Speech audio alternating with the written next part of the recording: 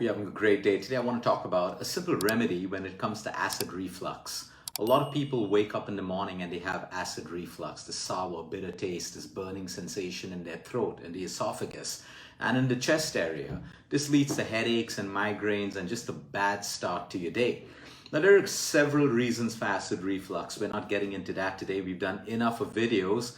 One of them being that most people's acid reflux, people think it's excess acid, but it's actually low stomach acid. So you can check out my videos on YouTube where we've covered low stomach acid, high stomach acid, and all of that stuff. But today, we're talking about this one simple remedy that you can try tonight itself.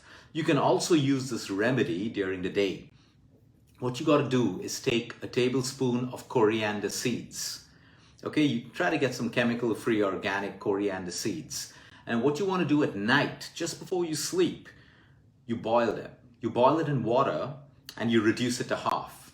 Okay, so if you want 2 glasses during the day, you probably take 4 glasses of water and you will boil the coriander seeds 1 tablespoon, reduce it to half. Now let it cool overnight and let the seeds stay in the water after boiling it. Don't strain it.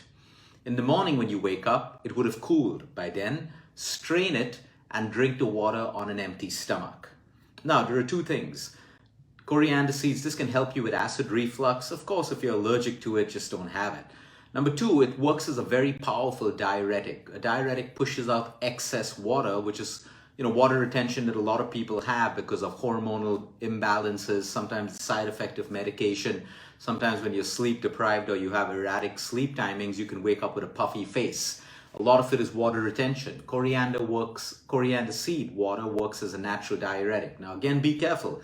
If you're a kidney patient, if you have low sodium levels, you want to be careful of this because a diuretic can flush out excess sodium as well. So make an informed decision always. Now, how does this help you otherwise? Because coriander seeds are so good for your gut, it helps improve your digestive fluids, your enzymes. It is also great for IBS. For the longest time, we've seen people who have IBS. IBS is irritable bowel syndrome, where your anxiety causes inflammation in the gut, which causes you to have the urge to want to pass a motion whenever you're anxious, you're fearful, you're worried, or you suddenly get some bad news and you sometimes have 3, 4, 5, 6 loose motions in a day. This is IBS. These are the symptoms. There is no medicine to treat IBS. It is purely managing your stress levels, your response to stress, anxiety, and fear. But coriander seeds can give you a lot of relief. So you may want to try it. It works for some people, it doesn't. It's harmless unless you have an allergy towards it or it doesn't suit you. Remember, everything in nature, everything in life, it may suit you, it may not suit some people. Some of you may get fantastic results with this, some of you may not get it. But it doesn't make coriander seeds bad. It just means that we're unique bio-individuals.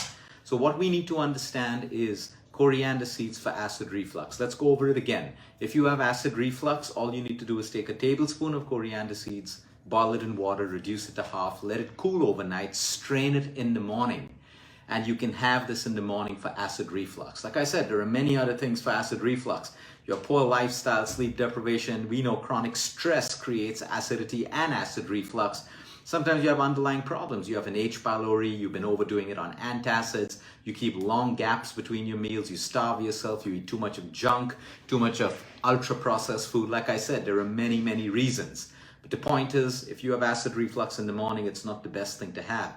Remember, the more acid reflux you have, you're literally burning the esophageal tissue in your esophagus, and this leads to a whole load of other problems. So don't take it lightly, and at the same time, don't just cover it up with antacids. Every time you have acid reflux, you take an antacid, you feel good.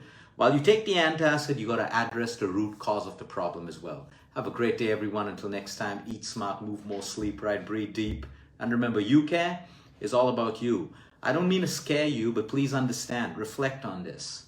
Acid reflux is not something normal.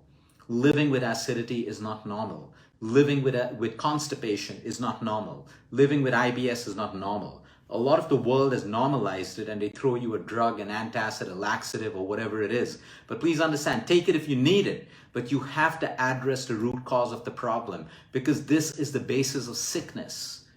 9 years ago, we showed commonalities between constipation and cancer. Not that constipation is your only cause of cancer. We showed the commonalities between acidity and cancer. Not that acidity alone is going to cause your cancer. These are multifactorial diseases, but they are the fundamentals that are wrong in the human body. And they have every connection with the deadliest of diseases to a simple pimple that you may have on your face. Have a great day, everyone.